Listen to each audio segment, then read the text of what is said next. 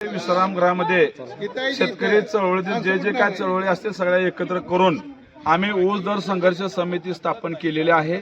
गेल्या वर्षी सुद्धा ह्या माध्यमातून आम्ही आंदोलन करून ह्या सोलापूर जिल्ह्याला 600 कोटी रुपये शेतकऱ्याच्या थेट खात्यावर जमा करून देण्याचं काम ह्या ऊस दर संघर्ष समितीने केलेलं आहे। ह्या वर्षी सुद्धा त्याच पद्धतीनं त्याच ताकदीनं आम्ही ह्या ऊस आंदोलनामध्ये उतरलेलो आहे।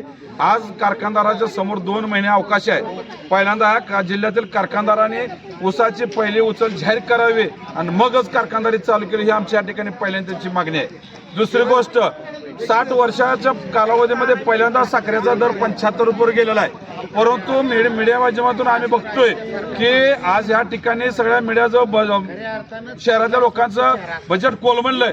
माझी शहरातल्या लोकांना विनंती आहे की सगळ्या मायबापांना विनंती आहे, कारण आज शेतकरी आज या ठिकाणी रात्रंदिवस कष्ट करतोय, त्याच्या ऊसाला कुठं चांगला दर भविष्य काळामध्ये येईल। आज बाजारामध्ये गेल्यानंतर साखर स्वस्त आहे, फक्त बाकी सगळं मागलंय। डाळी 150 रुपये किलो गेले, त्या शेंगदाणा 200 रुपये गेले।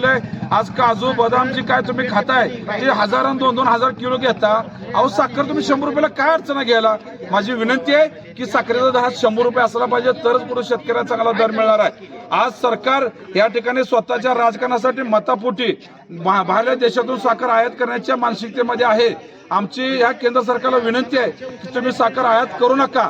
ह्या देशाला 5 वर्ष पूर्वी एवढं साखर आम्ही मिळवून उत्पादन केलेले आहे। तुम्ही ह्या सगळ्या व्यापाऱ्यांचे गोडवान शिल्क चौकशी करा आणि चौकशी करून त्याचे गोडवान शिल्क करा, कारण एवढी साखर आहे की 5 वर्ष पूर्वी एवढी साखर आहे। परंतु हे सगळ्या व्यापाऱ्यांनी आणि सरकारने याच्या काय मंत्र्याने हे बरोबर गणित जुळवून साखरेचं हे केलेलं आहे। तरी तुम्ही साखर आयात करू नका, साखर मोठ्या प्रमाणात आहे। दुसरी गोष्ट इथेनॉल बाबतीत सुद्धा आमचा सर्व शेतकरी त्याचं समर्थन करत आहे आणि ह्या सगळ्या गोष्टी आम्ही करणार आहे। आणि सोलापूर जिल्ह्यामध्ये येणाऱ्या हंगामाची उचल काय असले पाहिजे हे आम्ही प्रत्येक गावामध्ये जाऊन तिथल्या शेतकऱ्याला विचारून आणि मग भूमिका घेणार आहे। आणि माझी कारखानदाराला विनंती करतो की तुम्ही शेतकऱ्याची पोर आहे, तुम्ही शेतकऱ्याची औलाद आहे। गेल्या वर्षी तुम्ही 3000 रुपये जाहीर केलाय, परंतु काय कारखानदारांनी 1500 कोणी 2500 2000 वर गेलेले नाहीत। त्याने पहिल्यांदा मागचं आमचं देणं पूर्ण क्लिअर करा।